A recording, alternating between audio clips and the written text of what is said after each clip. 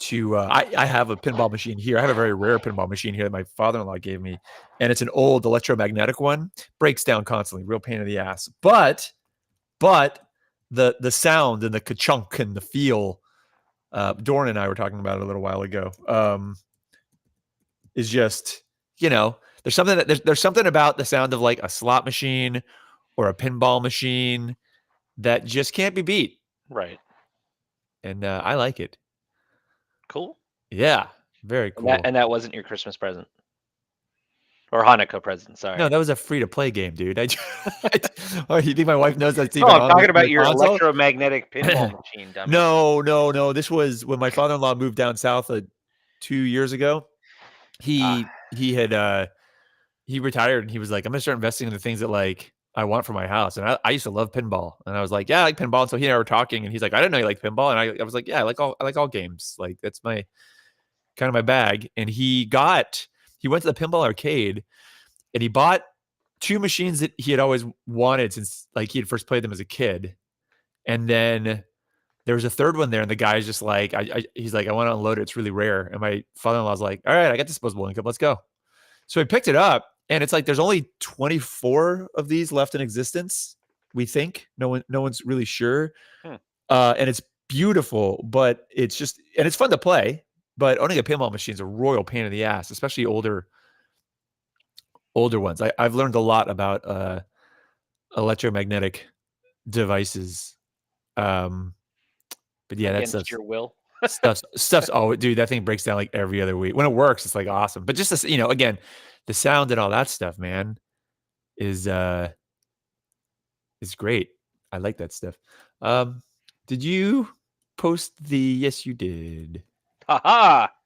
I saw calling out the bail last minute, but I did see his topics there. Yeah, I like this mic preamp. Let me throw this on the thingamabops. Copy. Did you have anything that you wanted to talk about outside of that stuff? Dude, I don't have a lot to say about this team right now. It's really weird. It's weird. It's fun, but then I constantly in the back of my head have I'm glad it's now entertaining versus where it was before. But I'm also watching Chicago line up for a second number 1 pick. Yeah. And so there is a part of me that's like, I don't want to be, I don't like being bad, but also, this team would have to go on a hell of a run at this point to really make the way they played the last couple of games worth their while. I think that's what's. Yeah. It's weird, man. Yeah. Okay. I mean, I kind of feel the exact same way, and I mean, I guess that's, even if it's only a short podcast, I suppose that is worth talking about our angst. I mean, I think that's the only thing really when you look at. I mean, yes, there's Justin Bailey or a couple of like small additions, but I'm not wooed by that quite yet. But yeah, just the idea that the Sharks, for the fans, the Sharks really need to hug that balance between. I don't know why's Facebook taking so long to post, between playing well but not playing too well. Yeah. And it's such a hard, like, eye-wise, pretty hard 180. Okay, now this is showing up. Listen live.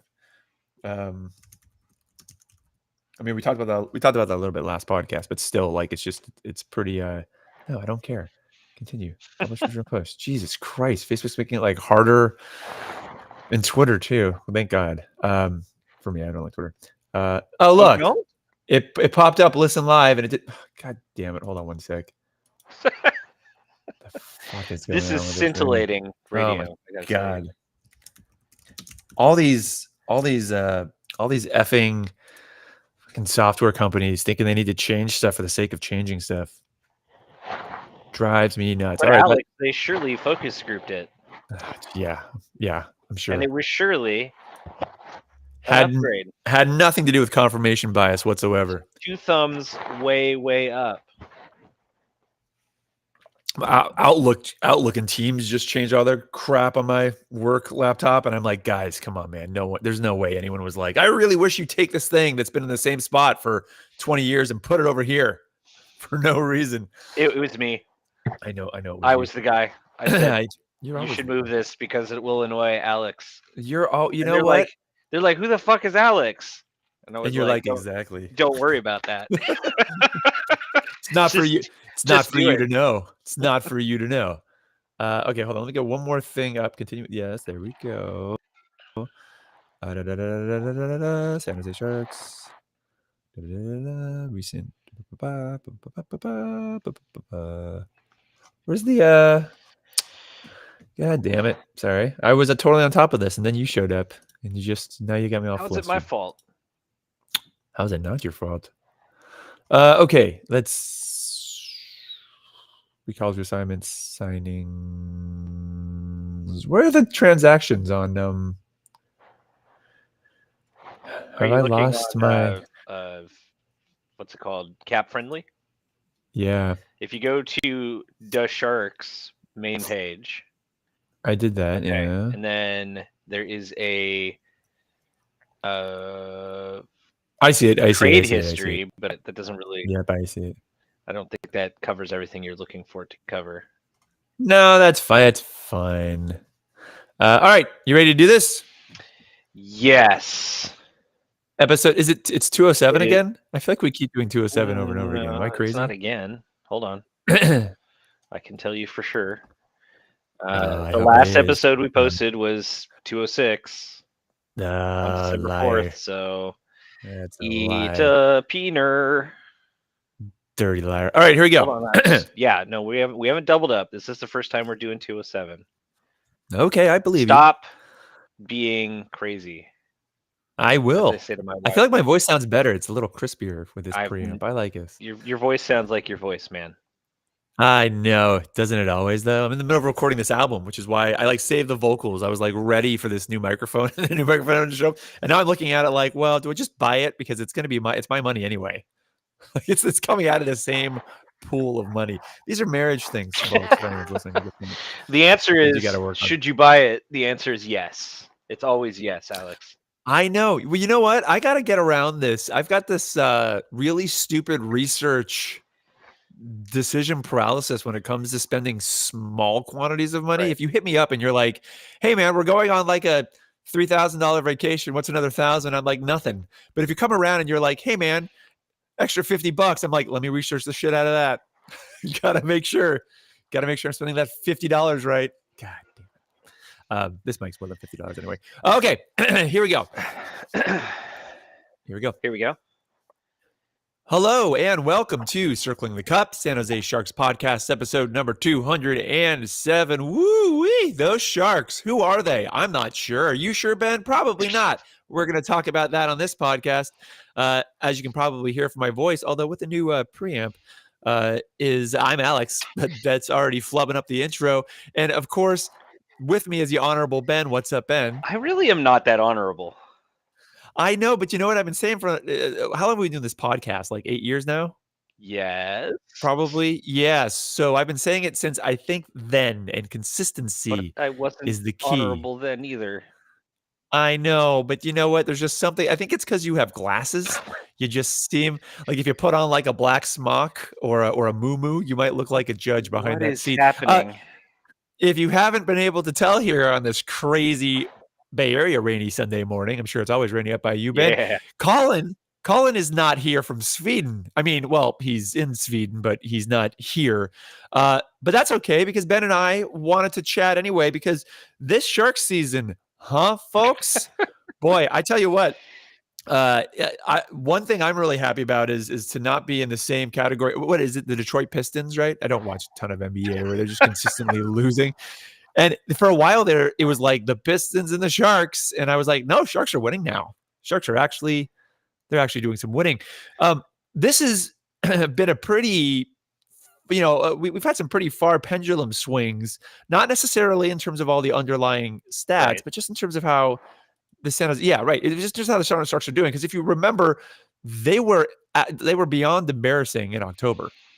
like really getting their butts kicked. And then in November and kind of through December, they kind of flip things around in a couple of ways. One, they're scoring goals, and they're starting to score a lot of goals, which is, again, coming from October, I would have been like, I think we'll be lucky if we have a multi-goal game more than once this season. It seemed like we couldn't get past that 1-goal barrier that no other NHL team were struggling with at that point in time. Now the Sharks are rattling off like 3 to 5 a game. Not only that, but in the last 2 weeks, they sparked a number of comebacks. So again, you would look at the Sharks in the beginning portion of the season, and they weren't really getting shots on net, at least not any that counted as shots on net. They were really struggling in that category. They were obviously struggling to score. They were struggling to play anything resembling the word defense. Now it's not like the Sharks are magically amazing, but they're shooting a lot. They've actually outshot a couple of teams, which is awesome and hilarious. They're still wrecking goalie stats. Don't get me wrong there. And they're scoring goals here. So Ben, as the resident guy who's looking at the Excel spreadsheet in the tear in the fabric of time that creates our reality, what's going on? What do you think's going on? Is it still just that luck flip coming around? Is it that they're finally starting to gel and find some chemistry? Because again, we did bring that up the last couple of podcasts, right, where they had a lot of new people on the roster coming in. There's going to be an adjustment period, but pretty visually, fun wise, and overall score wise, the pendulum seems to have swung pretty far in the opposite direction. Yeah. Boy. So there's one thing I will point to that I think has made a difference, at least in terms of the Sharks being able to score goals, which in this league, if you can at least put some, shots into the net occasionally, you're going to win some games accidentally, in dramatic fashion, it appears, what have you. And that's that they sort of took.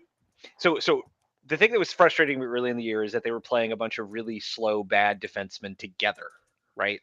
And they could not get out of their zone. If you can't get out of your own zone in any form of transition, you're not going to score goals, right? Because you have to get the puck out of your end, with some opportunity to get a zone entry and with possession and what have you. And they just weren't, right?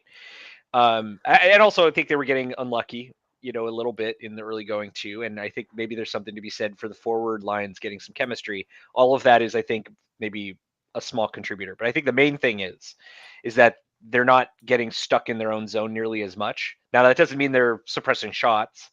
We've seen them certainly continue to give up a ton of shots, even in games where they were behind. But this is a weird league, right? Like the best team doesn't win the majority. Well, they'll win a small majority of the games, right? Something like you need 55 games to in a series between two teams to really determine which one was actually better, statistically speaking. And I think that's it. I think it's that they made some adjustments in terms of their pairings that have enabled them to occasionally get out of the zone with possession.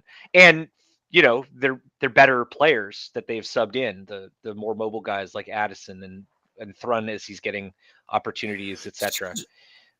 So what I think I'm hearing from you is the secret's Justin Bailey. Is that what you're saying? Because it seems to be what a lot of fans are saying, especially this week. Hey, one quick thing on Thrun, by the way. We all know here that I'm a big Thrun fan. I'm really rooting for Thrun. But I got to tell you something. He had a play this week where was it Blackwoods? Yes. And he does the right thing in terms of trying to find a way to stop play. That's not necessarily, it's not I would go for the whistle there, but I get what he's going for. Nice teammate and all. Immediately flips it out. I turn to my wife and I go, you got to send him down for that. And my wife was like, but I thought you keep complaining when they send it. I go, I know. But that's definitely one that he knows there's a brain fart there, but that is definitely can't do that guy.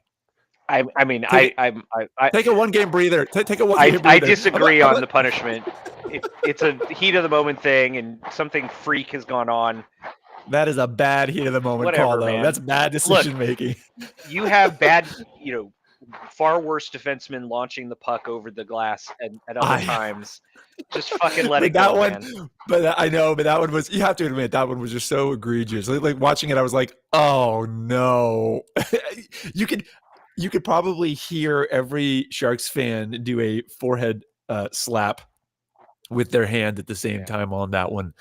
But I agree with you. I think, some of it to me is pretty straightforward and pretty simple. When the Sharks sort of snapped this after they had the talking to, air quotes, all of a sudden Quinn is putting together lines that just make more sense, right? Like he started pairing up, to an extent, Hurdle and Eklund and Granlund, at a point. It was like, well, why weren't we doing that that seems to be an obvious thing that you probably could have been doing. I think part of it is Barabanov came back, which gave him, a little bit more to spread around the top lines. You know what I mean? I don't think he made that conscious choice. I think that health made that choice for him. Again, you could say, oh, well, this is just David Quinn finally getting his system installed, and he actually is a good coach. And no, he's not. Also, Justin Bailey isn't very good.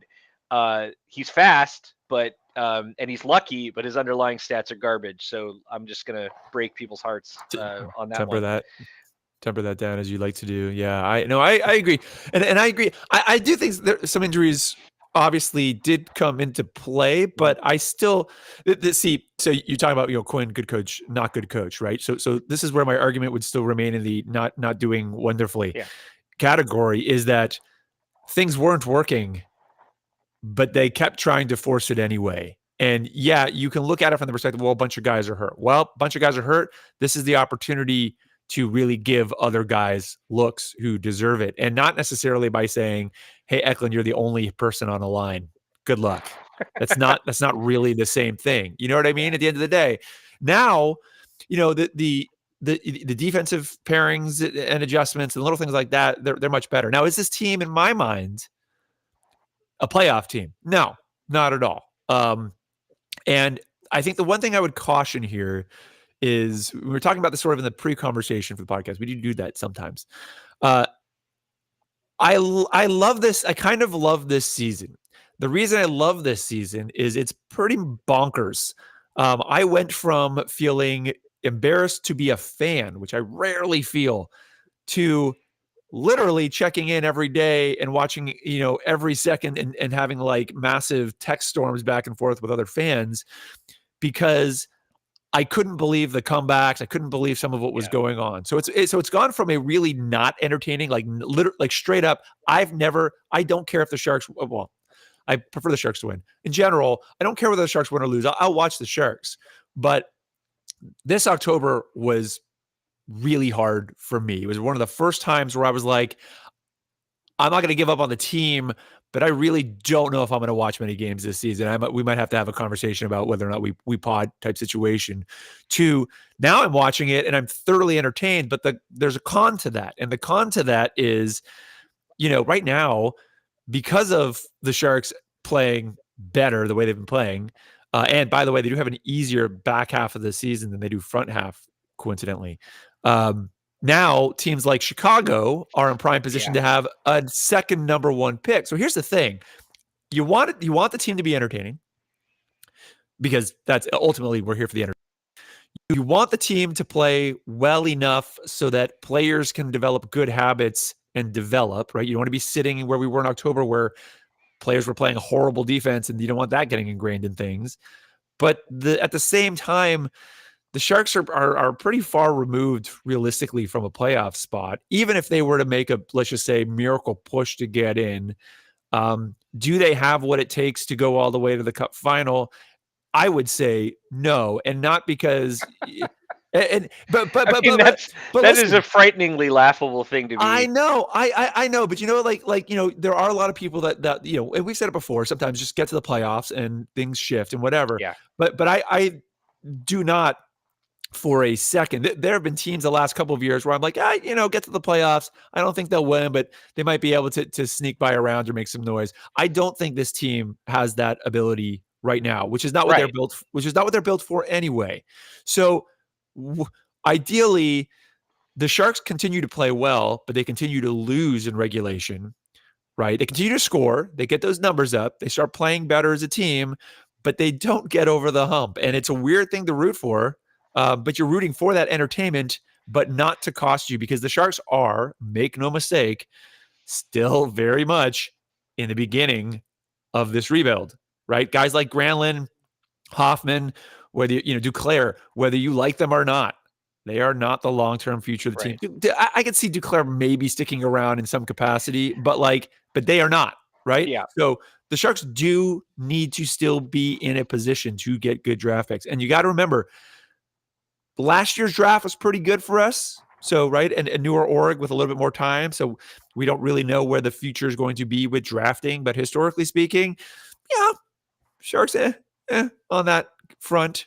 So yeah, I don't know, Ben. You're entertained though, right? Because you were about to convert to Kraken hood, I think. Well, I mean, it's not like the Kraken are giving me much to watch right now either. I'm as torn as you are. The thing is, you and I are, I think, different as fans go. We're not just thinking about like, are you not entertained? In this moment, we're unfortunately trying to figure out if the Sharks are going to become that Stanley Cup threat that we want them to be consistently for years at a time, 3 or 4 years down the road. Yeah, exactly. Like we all got to enjoy between 2005 and 2015, right? Yeah. Is a team that was an actual threat with some luck to win the cup pretty much every year. Yeah. Didn't get that luck, but No, they did not. Quite the opposite. And to do that, you have to be as bad as Chicago is, I think, for a couple of years. I don't think you can half-ass your drafting rebuild. You need to get those generational guys. And, as good as Musty and Will Smith are, they're not, Bedard. They're not probably Celebrini. Right. It's always hard to know. Teams make bad choices. In the first round all the time. Just look at Slavkovsky or whatever his fucking name is. Some players don't pan out in Montreal. A lot of players don't pan out coming out of the draft. I mean, when you really look when you really look at the number. Yeah, but you're pretty sure to get a guy who can play in the top 15, right? If you don't, you fucked up. That's kind of the historical context of the most draft, right? Most years, yeah. Well, yeah. If you get someone within the 15, yes. Not every one of those players in the 15 will necessarily pan out, but the odds are much higher. Far more likely. Like I was looking at this a couple years ago, and it's generally there's 2 or 3 guys that are total whiffs in the top 15, and then you get either serviceable guys or at least guys that like teams give multiple opportunities to. Yeah. whether Daigle, they deserve Alexander it or not. Daigle. Back in the day, was a prime example of that. Yeah, I think you could pick a bunch of guys that get minutes, even though they never really, measured up to where they were picked. Well, that's what happens, right? You get a high draft projection number attached to you, and then I sort of think through a good portion of your potential NHL career. Because you had that when you were 17 years old, 18 years old, people are like, well, he's 28 now, but it could still pan out. Right. You get the benefit of the doubt because you were projected to be great. And teams take flyers on those guys too. Sure. Look, Zadina is a perfect example of this. Of course. Like Zadina, never really lived up to that number 3 overall in Detroit. And we're giving him a chance because you hope you can figure out what it is that is keeping them from, reaching whatever that level was that they were at in juniors, or whatever. Yeah, and I've liked Zadina. I don't think he's going to suddenly, break out or anything, but I think he's a serviceable NHL player. I think the thing with that stuff, though, is in order to believe that that's really going to work, you really have to believe in your system. I don't know that the Sharks are in the position quite yet. I mean, I'm glad that they're taking swings on these guys because they really aren't in the position to do anything else. But I think what I'm trying to get at is a player who has not lived up to their draft potential is not likely not going to live up to that potential if you're throwing him into a system that doesn't either suit his potential style of play or has it shit together from a general standpoint. Look, I think to that point, and you were talking about what's his name, Duclair, right? Like the possible upside to the team being decent right now and scoring a lot of goals is you get better value for those guys if you stick to what we hope is the plan, right? Which was pick up Declare, pick up Hoffman, pick up God damn it, I can't think of his name. Granlund. Granlund, thank you. Give them an opportunity to be on your, in your top 6. Get them an opportunity to showcase themselves to teams that are going to need forward depth at the trade deadline, which is not us. Right. and accumulate picks, right? The danger is, and this is what really scares the shit out of me, is that with these comebacks, these dramatic comebacks, the team thinks that they've caught lightning in a bottle. Yeah, and look at them come together for each other, and it's this particular group of guys that could squeak us into the playoffs, and then, as you say, all bets are off, which is, I think that would be the worst possible outcome for this year, is to make the mistake of thinking that you can, you've seen this, I think, well, you may not, but I've seen it because it happens mostly on Twitter. But the guys who follow the team are like, oh, we're now just 7 points back of a playoff spot, and it's like, shut the fuck up about that. Well, can I point something out about that? Well, the Pacific is real bad. Well, not just that, but here's the problem with I think where Sharks fans are, and if you're not here, then you ought to be here, not to tell you what to do.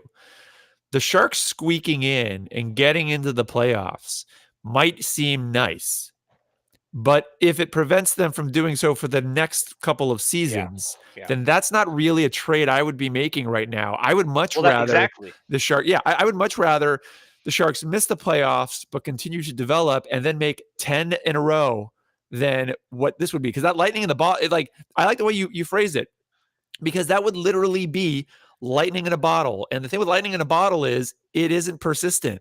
Yeah.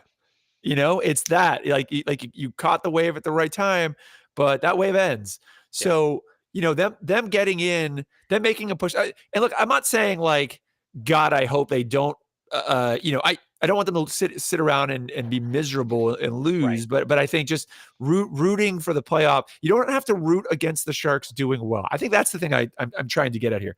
I think you do, but no. Well, but what I was going to say is what that definition of well is different, right? So 5 to 4 losses, man.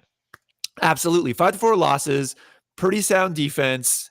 Just not quite good enough is great for the Sharks right now. That means that they're performing. Losing 10-1, that is not. That's the opposite. We don't want that. Right. But the flip is, if we eke out these comebacks. And the other thing to remember with the way the Sharks have played, Sharks have come back from a lot of, they've staged a lot of pretty incredible comebacks, and they've been a lot of fun, very improbable.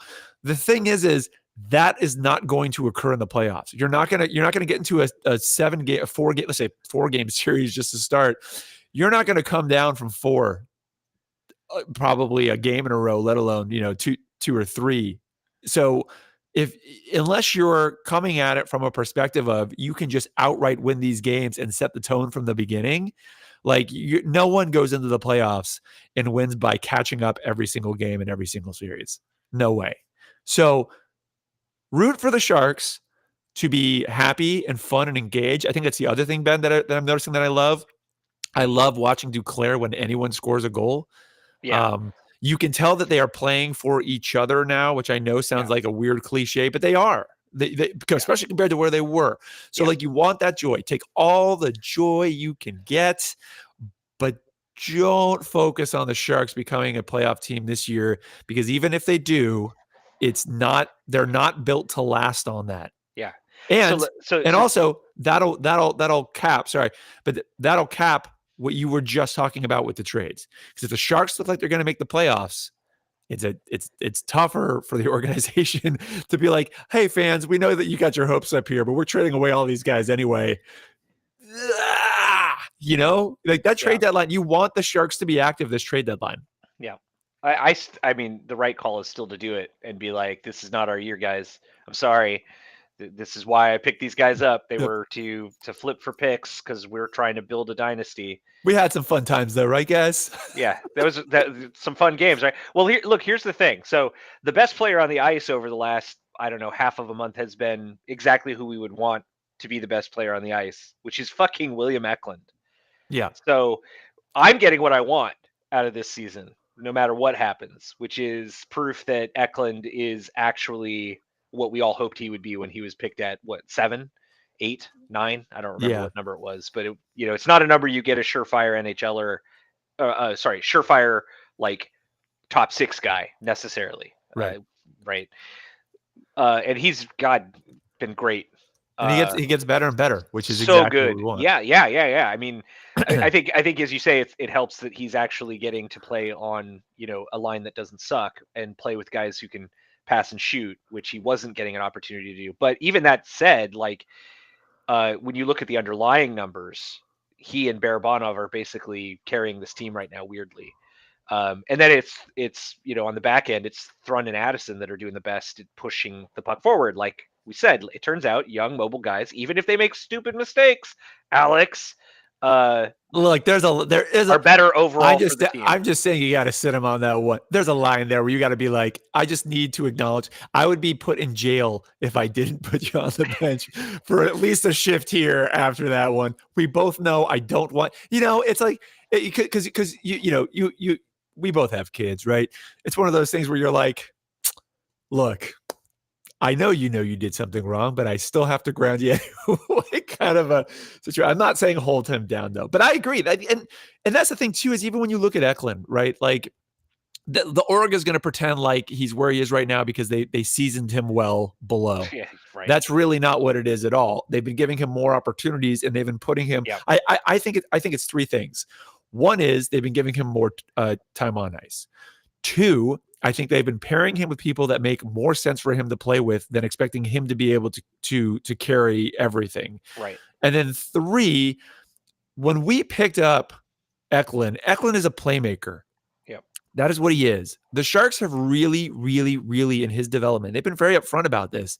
Like they want him to shoot more. I understand why you want him to shoot more, but sometimes guys are Thornton. You know what I mean? Yep. Like, and you still need those, you still need those playmakers to QB things as well. So I think some of it is also he's getting to play more of the game that he naturally plays and wants to play, partially because of the line mates. But also, the Org, it seemed like the Org wanted him to basically become a sniper or like a heavy shooter. And again, I'm not saying he shouldn't shoot, but I am saying if his inclination is to set people up, and that's what he's good at, and that's what he really understands, and that's where his scouting reports were, then don't pick up guys and just the Sharks do this a lot, and this isn't a Greer thing. For a long time, the Sharks were like, every winger's a center, or every center's a winger, or this guy should go anywhere and be able to do anything, or oh, you're a lefty, well, you should be a righty. And it's just like, no, that's just not how players work a lot of the times. And I think letting him play his own game and giving him the minutes and the line mates to do it, you're seeing that, and you're seeing it develop faster and better than trying to put him in a position where you want him to succeed, but he's just not built for at the end of the day. And, hopefully with the minutes he gets now and the reps he gets now, he can get to that point where you want him to do that as well. But that's an as well for me. I wish they would be doing stuff like this with guys like, I don't know, Bordeleau, Thrun, Well, I mean, instead, you could just pick up some dude who's already 24 and never has really shown very much. Yeah, well, but he's a center. Pavelski's in the rough, am I right? Pavelski's in the rough. No, this guy's not. Studnicka is not Pavelski. No, he's not. Yeah, someone hit me up about that trade. They're like, "What do you make of that trade?" And I was like, "Why do you need to make anything out of that trade? You got a player who is getting passed over in the organizational depth charts, and he gets flipped. The only thing that disappoints me about that is the pick inclusion. Well, also like, why? Yeah, I for me, it's like, who gives a shit? You've got at least a couple of guys who should be moving up from the Barracuda, to play on this team over some 24-year-old never was. Like, this guy has had plenty of opportunities to produce at NHL level, and he's 24. It's not a depth problem. I'm sorry. I know that's what everybody was saying. Like, oh, he just couldn't get into the Vancouver Canucks lineup. It's the fucking Vancouver Canucks. They're only good as of this year. Yeah. Fuck off with that. Like Yeah. this guy is not good, and he's not going to be good. So what are you doing? Yeah, I know. Yeah, this is a. I don't know. I'm wondering if there was. I'm wondering if there was a discussion with the Sharks at the AHL level specifically. Well, there was, because this is clearly to me an AHL trade, not actually an NHL trade, which is why I'm annoyed a pick was included, because I don't Right. think you really need it in this instance. I mean, he's playing tonight, so it's not an AHL trade. I know, but I just want it to be. I know. If anything, I get the justification of like, hey, we need it. We need another center down there. Fine. If the outgoing player was like, hey man, I'm not happy here. Get me out of here. I mean, and they were like, fuck fine. Cicek. Who gives a shit? I Yeah. mean, that guy sucks too. So whatever. But what the? I mean, you valued this guy as if he's an NHL guy, as you say. It's not just Cicek going the other way. It's a what was it, a sixth? Yeah. Sixth. But why? The sixth. I mean, there's a Boston connection is the answer to it. Yeah, of course. The sixth is the head scratcher for me. That doesn't seem like it should be a necessary component of the trade. In fact, I would even say you couldn't have at least made that a 7.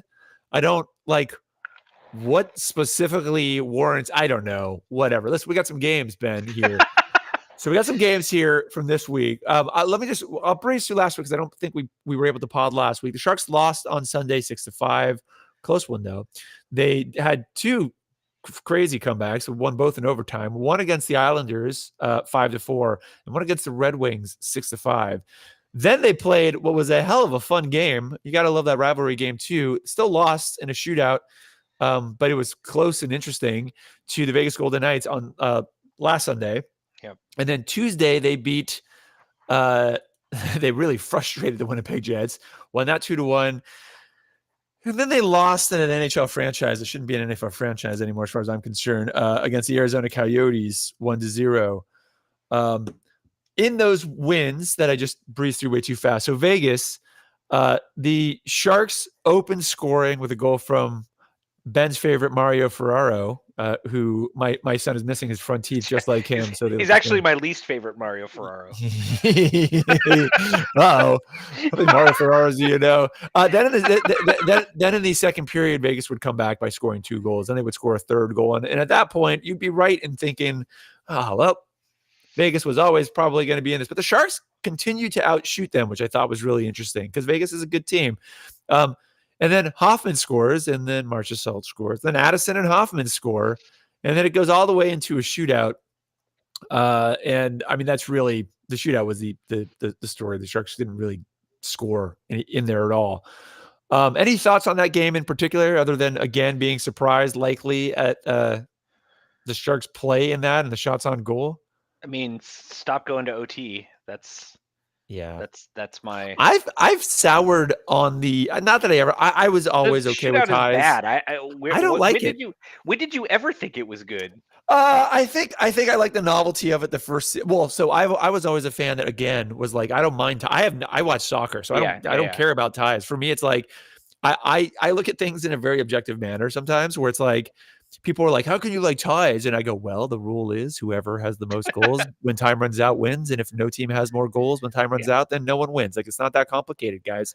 I would rather stagger the point total that you get for wins, ties, and 0 for losses.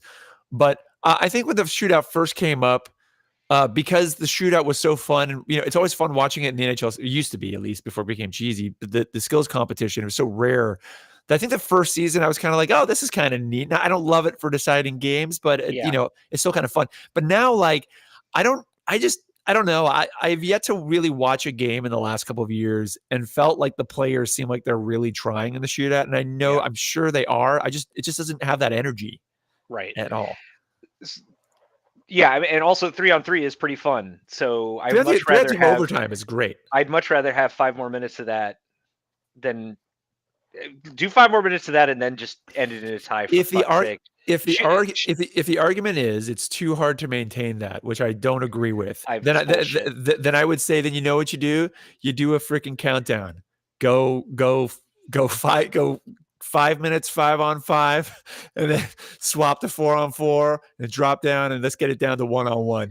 You know what I mean? But I don't think 3-on-3 overtime games are going to go that much longer than a shootout goes at the end of the day. Yeah. On 'em. The only other thing you talked about shot totals, and I guess I would just caution here that that score effects in this particular game, right? Yeah, The yeah. Sharks were down. The Sharks were down 2-1 throughout basically this. They were tied up, partway through the second, and then, losing the game pretty handily into the third, right? Like, yeah, but they were out shooting Vegas from the get-go. I mean, I think that's what impressed me because again, we're talking about a team that a month ago would be lucky to tally like 18 shots. And here they're playing a team. Yeah. I mean, look, if you, I hate the Knights, but I'm not going to tell you that the Knights aren't vastly superior to this Sharks team right now. Correct. And the Sharks, again, I think that with the tone that they set at the beginning of the season, for them to start a game, while yes, I mean, that they didn't look that you know what I'm a bigger fan of. This is actually an Old Men and Blazers concept for those who listen to soccer podcasts, but. I actually don't really like shots on goals as a stat. I think what you want are near misses. Right. Because a shot on net, oftentimes implies that, you just put it right into the goalie's chest. Yeah, exactly. But in this game, again, if you told me that the Sharks were going to be at any point out shooting the Knights, I would have been like, probably not. I wouldn't put that money down on anything. Look, so, weird shit happens, and it's not the first time this year that the Sharks have started a first period hotter than the other team. I don't really read a lot into that. I know, because you don't like joy. So Winnipeg Jets True. and San Jose Sharks. Yeah. Well, it makes me funny better. The Sharks didn't outshoot the Jets here. Justin Bailey gets on in the first and everyone loses their mind. And Brendan Dillon scores and everyone plays back his exit interview where he's crying as if that isn't the saddest thing to watch. And I don't mean that in a negative way to Dillon. It was sweet and endearing. I just Dillon. Don't need to watch that. And then Eklund scores a power play goal and everyone is super happy, including Granlund and Duclair, who were on that line. Yeah. So that game was 2-1. I loved watching the frustration, especially towards the end. Yeah. With Winnipeg, I like watching the Sharks frustrate teams. But when you play a defenseman as bad as Logan Stanley as repeatedly as they do, you deserve to lose a game. You should win, and that's my summary of the Jets game. Yeah. Yeah. All right. Well, then they went to the Mullet, which is, God, I can't believe this is an NHL team still. The Arizona Coyotes. Dude, they're better than the Sharks this year. I know they are, but the franchise has just been a mess for so long. Yeah, I know.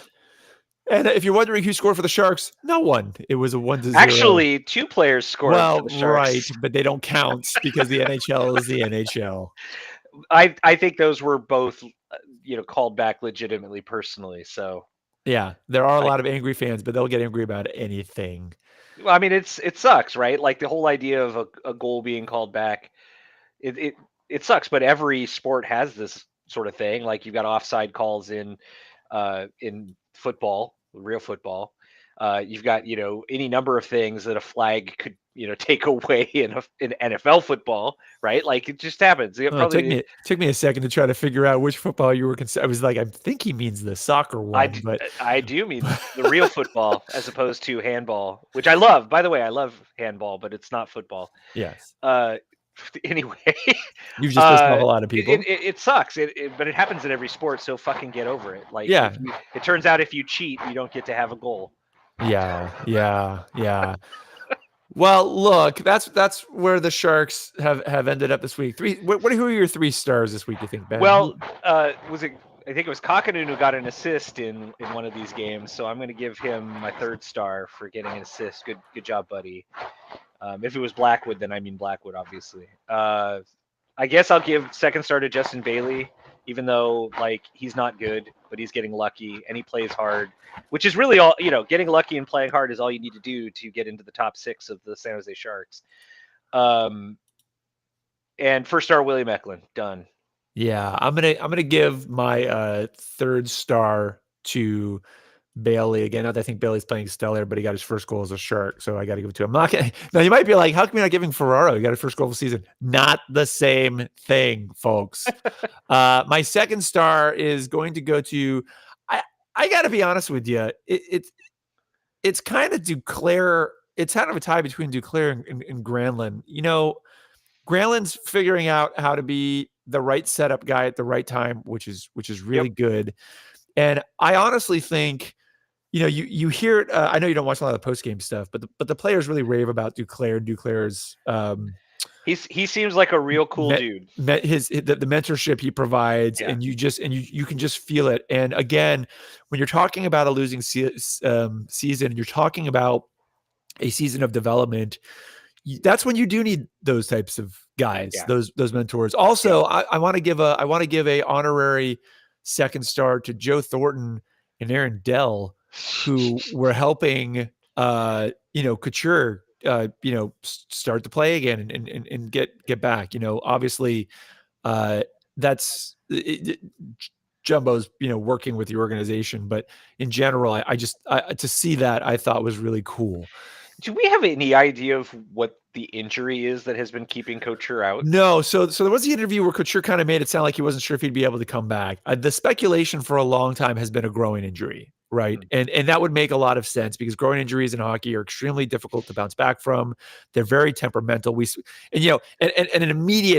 An immediate example of that would be Carlson, right? It's incredibly easy to re-injure, and when you're injured with a groin injury in hockey, you're not going to play well. It is very difficult. It's one of the really, like, I hear people going, "Oh, so he pulled his groin," and I go, "It is way harder to play with just a pulled groin in hockey than it is, other things in other sports sometimes." So that's where speculation is. No one's actually come out and said anything. There was one or two times where a reporter earlier in the season has tried to eke that out, and I think they've been sensitive about it, not because of personal reasons as much as why do you need that information to come out there, especially when he's one of your better players and he will hopefully be coming back in. You don't want people to immediately be looking for that. Punch him in the groin.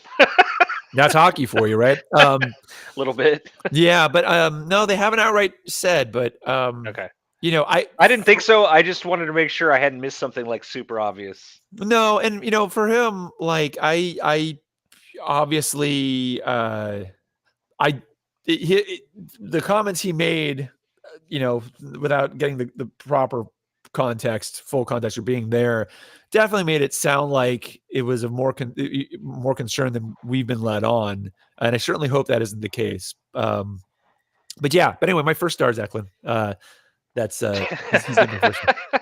He's like Eklund's sitting there going, and then. Is it me? Is it me, Alex? Move on, Alex. Come on, just tell me. Tell me. Tell me. To that Duclair comment, it was Duclair and that hug of Eklund on the power play. Oh yeah, that I think really, demonstrated what you're talking about. So and he's been doing that. He's been doing that a lot lately too. No, I know. Like you can tell. Like he very. And there have been conversations about this too, where he's very much taking the younger guys under his wing. And again, you love to see that, right? That's what Jumbo used to do. Yeah. That's what Pavs used to be really great at. Marlowe as well at points and stuff like that. So you need players that are going to be doing that, especially on a team that is, I guess, as volatile as the Sharks are right now. But the Sharks have a bunch of games this week. They play today's Sunday, the 17th at 5:00 against the Avalanche. Then they play on Tuesday against the Kings here, and then they play on Thursday against the Coyotes here. Thank God no one has to go to Mullet again. And then they play the Vancouver Canucks in Vancouver on Saturday the 23rd. Now, in terms of the standings, where are they? You might be thinking, why do we care? Well, because they're not where you would think they would be. They're sitting 7th in the Pacific right now with 21 Fucking points. Ducks. Right below them are the Ducks. Sharks also have a game in hand. Keep that in mind over the Ducks. But next above them are the Edmonton Oilers, who are now playing better, at least playing closer to where they maybe ought to be from where they were before. They also had a miserable start. They're still in trouble from their goaltending. Oh yeah, they're about 6 points away. The Edmonton Oilers are a really good example of a team that thought they could just stand pat and be fine. And I'm not an advocate for making moves for moves' sake, but it's pretty rare in an off season that you're just perfect and you got it. And boy, that bet didn't quite pay off. Also below the Sharks and the Ducks in last place are the Chicago Blackhawks. So yes, it's even with Bedard. They're sitting at a minus 38 point differential. We're at about minus 54. Ducks minus 26. Right now, Blackhawks are in prime position to win that lottery again, a lottery. But the Sharks are still in the lottery, so that's good. You really don't want them to move further up. And I think the good news is, even though they went 6-3-1 their last 10 games, I don't know that I see them catching up to Edmonton right now. And let's hope that they don't, because again, we want the Sharks to play better, but not so well that they knock themselves out of getting some top picks. I suspect they're going to wind up with the top 5 pick either way by the end of the season, top 6 either way. Yeah. But this draft is not quite as deep as the last draft. And so, the higher the better. Yeah. And beyond that, well, I guess that wraps up the podcast, Ben. So, folks, you can listen to us on Apple's podcast app. You can review us and give us 5 stars. You can also review us somewhere, Android people. I think probably Spotify would be your answer, assuming Spotify ever figures out how to turn a profit. Not for us. You can check us out on the web at circlingthecup.com. You can check Ben out at X thing, whatever. Nope, no, he's X. gone. Are you gone? Twitter. No. I'm just saying, don't call it X. It's Twitter. I know, but then you have people that are like, "What's a Twitter?" Don't forget. I listen, Ben. I just started working with a couple people, and they all told me at our holiday party, they're like, "What was September 11th like?" And I'm like, "Are you kidding?" Like, Jesus. How young are you? So don't. Before you know it, Ben, people are not going to know what that is. But I agree. I will probably be on Blue Sky once Twitter finally dies. Yes, that's where I'm probably going to end up. Cool, but you need an invite at least at this phase for that. So I have an invite if anybody wants. No, I know you have an invite. People. I don't think you understand how it works. Of course, you can check us out at facebook.com/circlingthecup. And of course, you can call the Swedish consulate and ask for Colin. He doesn't work there, and they probably don't know who he is, but it would be funny if he did. And that concludes another week of Sharks hockey. Ben, say bye-bye. Stop going to OT, you dinks. Bye-bye. I like that. Cool, man. That was fun. Yeah, that was a good one. That was fun. Hey, I'm going to have a PC. Woo! No way. My company just gave me a leftover one that they're like, we're going to e-waste this. And I'm like, or what if you didn't? And they were like, okay. But it's not like phenomenal for gaming. It's more of like for server and AI stuff. But hey, I have a PC, so I'm all up into the RTSs. So if you got one or turn-based strategy games, you let me know. Turn-based game that I have been playing lately is called Terraformers, and it is very good. Yeah, I know Terraformers. Yeah, it's board gamey, but yeah, it's really scratching that one more turn itch. So yeah, I love that one more turn itch. It's so much better than crabs. You know what I mean? Just kidding. Just kidding. All right, man. No, crabs are totally better. Oh, anyway.